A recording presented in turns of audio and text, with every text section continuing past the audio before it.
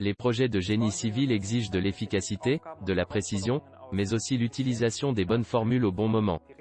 Bonjour, je m'appelle Praxitelis. Je vais vous présenter les formules et les équations essentielles au travail d'un ingénieur.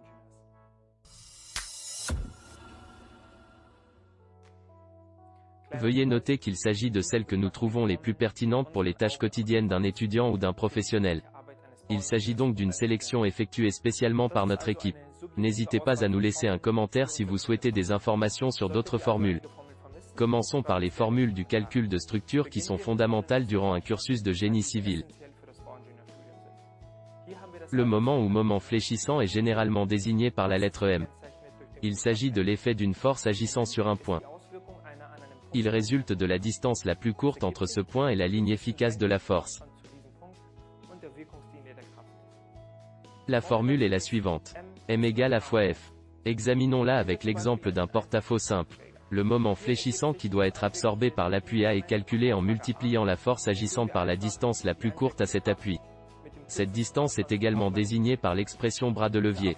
Si une charge linéique est appliquée à la poutre au lieu d'une charge concentrée, il faut calculer la charge résultante. Si cette charge linéique est uniforme, il suffit de la multiplier par la longueur efficace.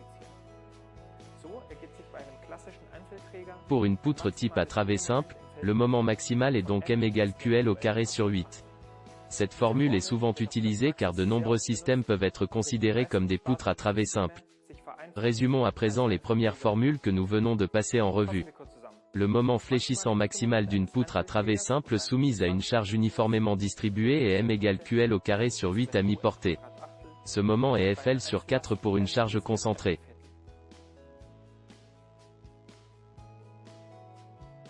Le moment maximal d'un porte-à-faux se produit sur l'appui et est QL au carré sur 2 pour une charge uniforme et F fois L pour une charge concentrée à son extrémité.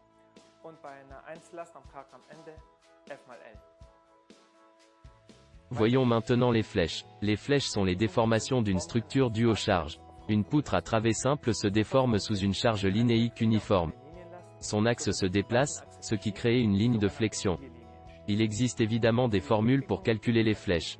Avec ce porte-à-faux, la flèche maximale est WK égale Q puissance 4 sur 8 EI. WM égale QL puissance 4, sur 76,8 EI pour la poutre à travée simple. Ces formules me permettent de faire la transition avec notre prochain thème. Les sections. Les sections sont directement liées aux flèches car les formules contiennent deux paramètres importants. Le premier de ces deux paramètres est le module d'élasticité E, qui est une propriété de matériau. Il y a également le moment d'inertie I, qui est une grandeur géométrique des dimensions de la section. Ce moment indique aussi la résistance à la déformation de la section. La rigidité peut être déterminée grâce à ce module et cette inertie. La formule du moment d'inertie autour de l'axe I d'une section rectangulaire dont l'aire est A égale B fois H. Et IY égale B fois H puissance 3 sur 12 égale A fois H au carré sur 12.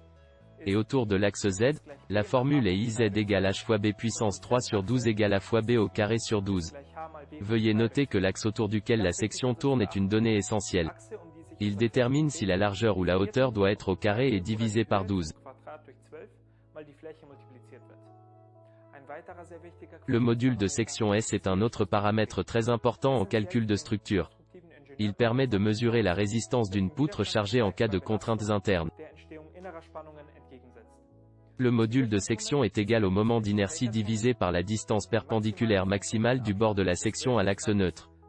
Dans cet exemple de section rectangulaire, la distance maximale par rapport à l'axe neutre, c'est-à-dire le centre de la section, est H sur 2. On obtient ainsi SY égale B fois H au carré sur 6. Pour une section rectangulaire, ces formules doivent être respectées pour le moment d'inertie et le module de section. Voici maintenant la quatrième et dernière formule, la combinaison d'actions. Afin de garantir la stabilité des bâtiments, les composants à l'ELU doivent être considérés dans le calcul. Les calculs doivent donc assurer la fiabilité des structures et la sécurité des personnes. Les charges doivent ainsi être augmentées selon des coefficients partiels de sécurité de 1,35 pour les charges permanentes tandis qu'ils sont fixés à 1,5 pour les charges variables. Ces coefficients résultent de distributions statistiques. Le poids propre d'un plancher ou les finitions sont des exemples de charges permanentes. Ces charges variant peu, elles sont augmentées de 35%. Les charges variables, stockage, mobilier, etc., peuvent différer davantage de la valeur moyenne de la charge en fonction de l'utilisation. On les augmente donc de 50%. Et voici donc la dernière formule. ED égale 1,35 fois GK plus 1,50 fois QK. Un petit conseil, faites toujours attention au symbole indiquant l'utilisation de la formule. K représente la valeur caractéristique, donc la charge réelle. D correspond à design, la valeur de calcul. Pour conclure, revoyons brièvement les formules. Voici le moment fléchissant et les flèches. Et maintenant le moment d'inertie, le module de section et la combinaison d'actions. Notre sélection des formules essentielles du génie civil touche à sa fin.